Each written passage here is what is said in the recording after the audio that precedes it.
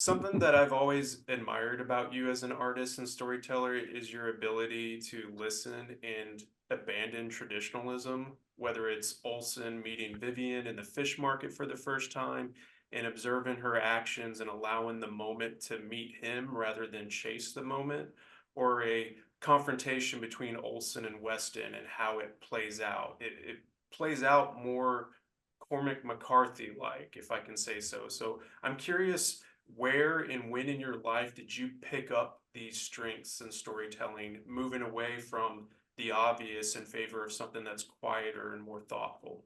Well, I think probably, I mean, I can't specifically say, and I don't feel it's necessary, but I know that I'm aware that I've had a good fortune to work with a lot of talented, women and men, directors, cinematographers, actors, obviously, all kinds of crews.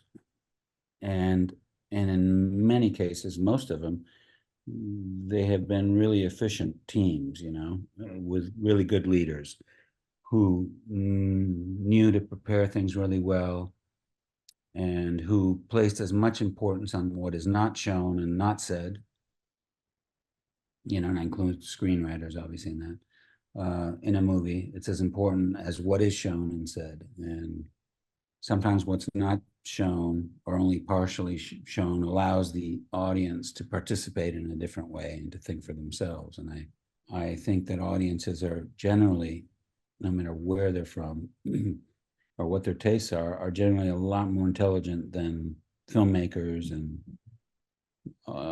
sometimes give them credit for. I realize that super big budget movies, studio movies and all that, there's a lot of pressure to recoup the money invested, and so they really want to try to appeal to every single demographic and make sure everything's clear, and sometimes they go, I feel, too far and try to explain everything and spoon feed the audience. And it's not, I mean, I made the kind of movie I'd like to go see, which is a movie where neither the writing nor the acting nor the directing or the camera work nor the music tells you what you have to feel, what you have to think from moment to moment, where you're allowed to think for yourself. You're given enough information that you can put the story together as you go along watching it. As long as the first, 10 minutes, 15 minutes, enough interesting things happen, I think audiences tend to go with it. Because when you go into a movie theater and you paid your money, you're hoping to be taken on a journey and, have something unusual happen. And be able to reflect on it. And those are the kind of movies I like. And so that's the kind of movie I tried to make. I loved how immersed in the stillness of the land and the time period I was in watching this. It better allowed me to focus on the poetry of the words, whether it's the readings within when Vivian's reading or you're reading, like the humming of the characters. I took notice of that, or the final one of the final lines of the film, if not the final line of the film, about this being the end of this world. But it Yeah. also allowed me to focus on the visual poetry. There's, absolutely beautiful shots of the waterfalls, the mountains, the woods. Mhm. Do you have a personal preference for the type of poetry you consume, whether it's written or visual? Is there one that speaks to your soul more than the other, or are you just seeing the art and poetry in all things?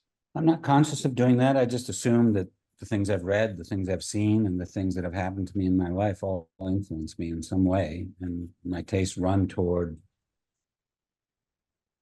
I guess, less is more, and not just because it's a Western and because I want to make, when I'm making this movie, the goal was to make a movie that looked and felt like a classic, a good classic Western, in which, since you're talking about visuals, the camera work isn't something you think about, how the camera's seeing things. You're just engaged. Even from when I was a little kid going to the movies, what I really liked is imagining I was those people Mm. and asking myself, would I be that brave? Or if I made a mistake, would I admit it? Or how would I get out of that situation? You know, and in the best classic Westerns, I think the camera work is simple and elegant. You really see the people, the details, you see the landscapes, and you see the people in those landscapes, and and the horses and all that. And that's just matter of taste, I guess. That's the kind, there's lots of Westerns that are really good where you very conscious of the camera work, say Sergio Leone movies or something like that. Or variations of you could call variations of Westerns, whether it's, the post-apocalyptic kind of stories that you could say are sort of Westerns. Mhm. Um, Generally, you're very conscious of what the camera's doing, and I didn't want to do that. I wanted to have this movie, even though it's different because it has a woman at the center, and the two leads are not Anglo-Saxon; they're people that don't have English as their first language, and we stay with the woman when the man goes off to war, things like that. They're unusual for a Western, but I wanted everything to look and feel historically accurate and unfettered by thinking about how technically did they do this. I just want to be there as an audience member and Sure. believe it.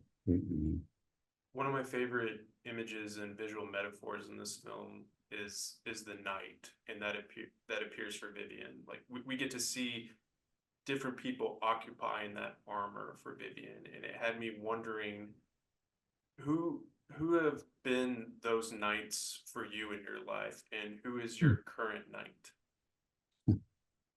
Don't know. I don't know. It's a good question.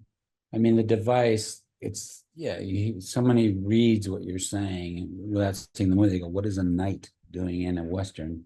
But if you think about it, in a sense, the mythological aspect of errant knights or whatever, chivalry period, the cowboy as a mythological figure is a continuation of that in a way. So it's maybe not so weird that you see a knight in a Western. Why not?